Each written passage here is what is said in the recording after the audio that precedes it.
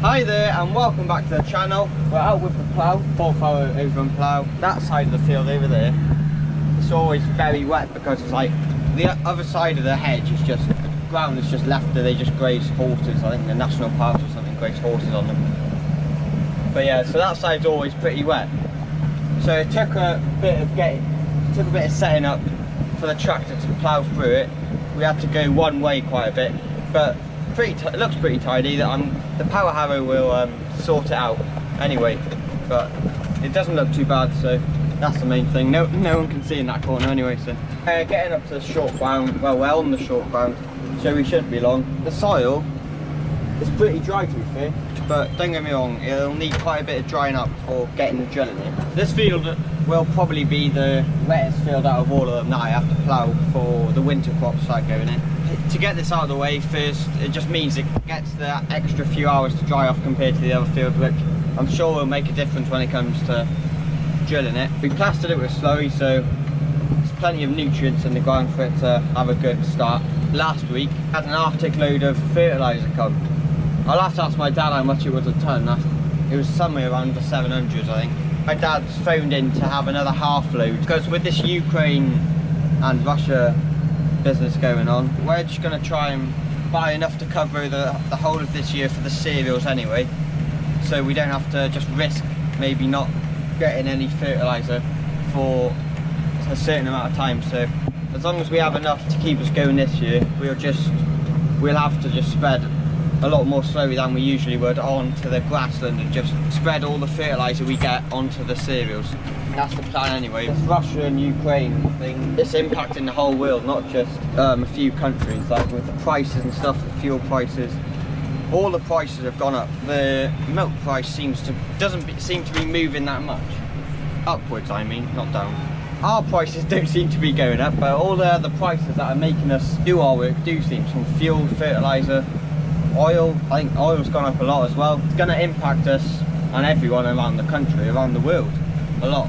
We also had a tank full of diesel come this week as well, red diesel, down here at Farm 1, and we paid 86 pence, 86 pence a litre for ours, and then 2 days later we were quoted up for Farm 2 for 109 pence a litre. That's just within 2 days. We ran out of diesel, so we were pleased to see it on the yard, but I'm sure when the invoice comes to pay for the diesel, we won't be so pleased to see that. Grain prices are going up as well. I think we've still got a bit do we have a bit of grain? Around 100 tonne of barley left up in Farm 2 to sell, so that's one good thing. It's the next morning, I managed to plough those 2 fields up, so I'm moving on to I think it's an 18 acre, so. But as you can see, the moldboards aren't the cleanest. Before I went ploughing yesterday, they were shining, because my dad, the few days before, he went to shine them up and they were shining. But as soon as I pulled in the field, they just went like this, so I kept cleaning them off, but they wouldn't shine up at all. So I think it was just the soil. It was very sticky soil. Hopefully this land I'm going to go plough now, it's a bit different soil, so when I get up the field, I'll clean them off. Hopefully they'll shine up straight away then. But also, before we start, we're missing a point by there, so luckily we've got a spare. That's quite lucky. So anyway, I'm going to go a new point, stick it on, and then we're ready to go. We've also lost the point holder, which is this is the point holder, and that's the point. But we've lost both of them, but luckily we've actually got spares, which is not like us to our spares, where usually if something breaks, having to wait for something to come in, but we'll take it. A bit more organised this year, it seems.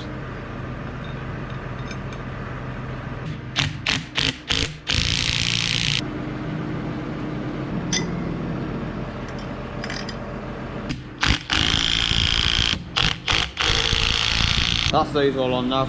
The only problem we've got with having a brand new point on is the third furrow is going to plough deeper than all the other ones, because as you can see, these ones now, they've worn down quite a bit, whereas this one hasn't. So hopefully we won't see much of a difference, but if we do, then it's better having a point on than having no point, put it like that anyway. The oilseed rape out there is looking pretty well, to be fair.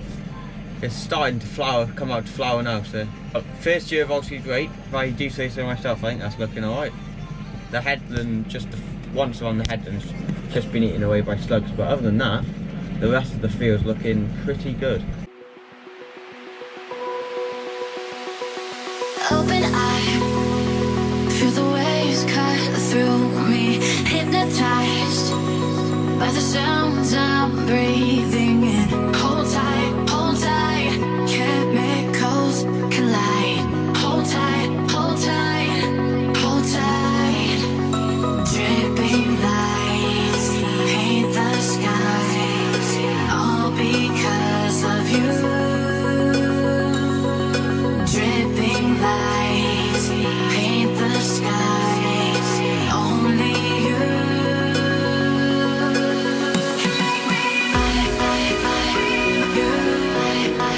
So alive.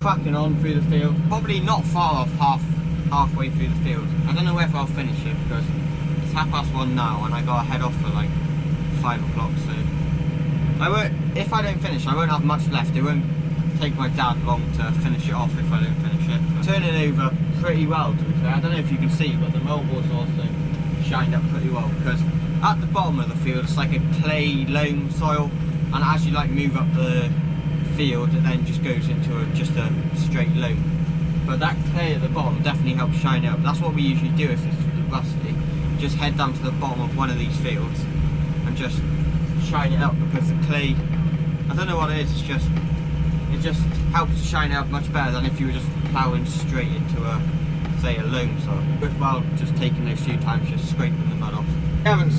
We decided not to spray this field off anyway, because I don't know if you can see, but there's not that much growth on it, to be fair, and the plough's burying it well. There's no greenery left on the top, so it's worthwhile not spraying it. Probably be a bit of a waste of money getting the contractor in to spray it and also get the sprays. We're ploughing along at 9k, so it's a nice speed, nothing too fast, but moving along quite nicely. When you're going over the brow, it's quite stony there, so you got to take it steady there, just to bring up a nice bit of soil. And it is a nice field. It's an 18 acre, I think, so you're not moving from field to field. You can just crack on in this field. It's surprising how much time you waste when you're just moving from small fields. That's me finished for today. Finished ploughing for this week, probably, actually. I don't know whether next weekend we might be on to power harrowing and drilling. Well, it depends how this week, how the weather turns out this week. I'm going to end the video there. I hope you enjoyed the video.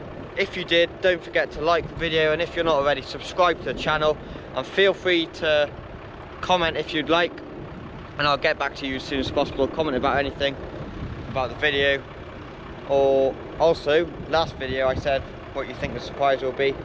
If you've got any more other ideas, put them down in the comments. The surprise won't be this video.